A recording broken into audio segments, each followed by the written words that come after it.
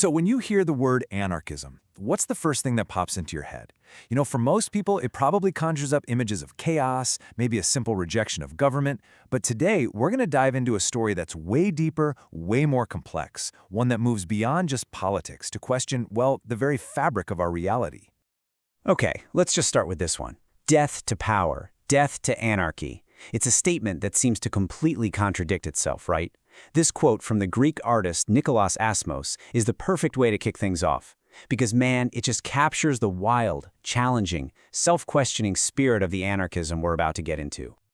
All right, so to really get where anarchism is now, we've got to rewind a bit and look at where it all started. So, back in the 19th century, for thinkers like Peter Kropotkin and Mikhail Bakunin, the enemies were crystal clear. They were fighting against two big things: the oppressive power of the state and the economic exploitation of capitalism. What they wanted was a society built on, people helping each other out, on voluntary cooperation. But, as the world changed, the questions started changing too. By the 1960s and 70s, a new wave of thinkers started asking, hey, are we digging deep enough?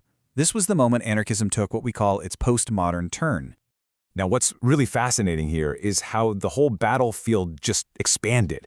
You see, classical anarchism was all about these big external things, right? The state, the capital. But postmodern anarchism, it turned the lens inward. It started critiquing the invisible structures that shape how we think and live, things like language, gender, even our own sense of a stable self. Okay, so this all sounds pretty abstract, right? How does it actually play out? Well, let's turn to our first case study. The brilliant science fiction author Ursula K. Le Guin, who used her novels to explore these brand new frontiers of anarchist thought. So get this, in this incredible 5-year burst of creativity, Le Guin basically used fiction as her personal laboratory. She crafted entire worlds just to test the limits of what a society could be if you started taking apart these deeper, more personal forms of power. And her first experiment was, wow, it was radical. In The Left Hand of Darkness, she asks a pretty mind-blowing question. What happens to a society if you just get rid of one of the most fundamental hierarchies we have, the gender binary? Imagine that. On her world of Gethin, people aren't permanently male or female. So gender isn't this core part of who you are, it's just a temporary biological thing that happens for reproduction. It's not an identity, it's an event. And this slide, man, it just perfectly lays out the absolutely massive consequences Le Guin imagined. A society without a fixed gender binary, in her world, becomes a society without rape, without organized warfare, and the whole social structure is just fundamentally less coercive. Think about that. One single change at the biological level completely reshapes an entire civilization. For her next thought experiment, Le Guin went even deeper. In The Lathe of Heaven, she moves past social structures and starts questioning reality itself. This is what's known as ontological anarchy. And ontology is just a fancy word for the study of being. But really, it's this super radical idea that reality itself isn't a fixed thing. So in this book, one character's dreams literally rewrite the world around him. The core idea here is that reality isn't some static, solid thing that we humans can just control with our reason. No. It's more like this dynamic, fluid process, a constant dreaming. And that's a direct shot at the whole Western idea of dominating the world through rational control. And in her masterpiece, The Dispossessed, Le Guin gets into linguistic anarchy. She invents this language called Pravic, and it's engineered to be anti-authoritarian from the ground up. Let's look at this table. It's brilliant. In English, we say my mother, which has this little hint of possession, right? In Pravic, you'd say the mother, just snipping that possessive link. Or look at this, the whole concept of a propertied class. It's literally unthinkable, because as you can see, the words for it don't even exist.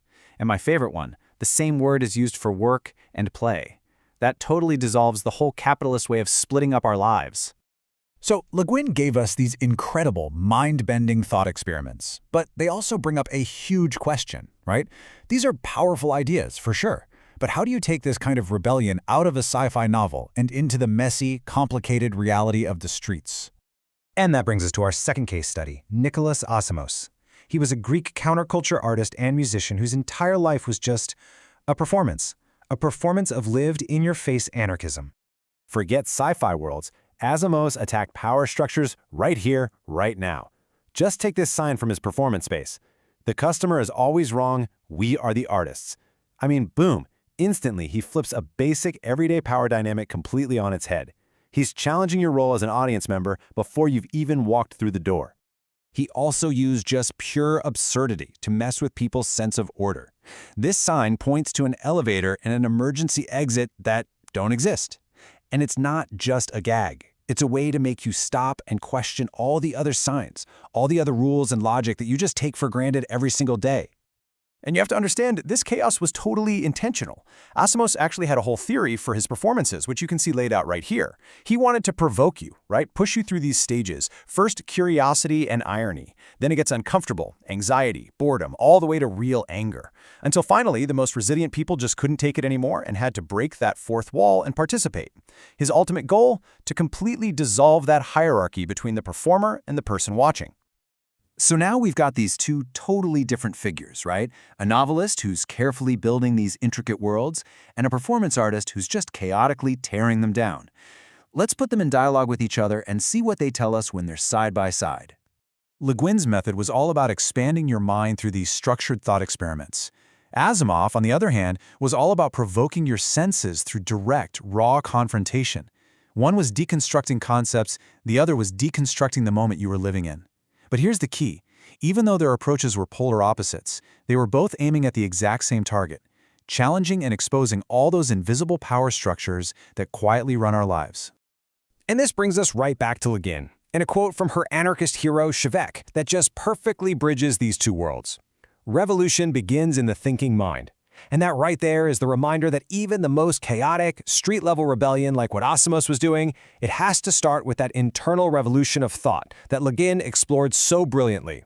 You've got to be able to think differently before you can ever hope to act differently. So, after looking at these two very different faces of anarchism, the final question really isn't just about politics anymore, is it?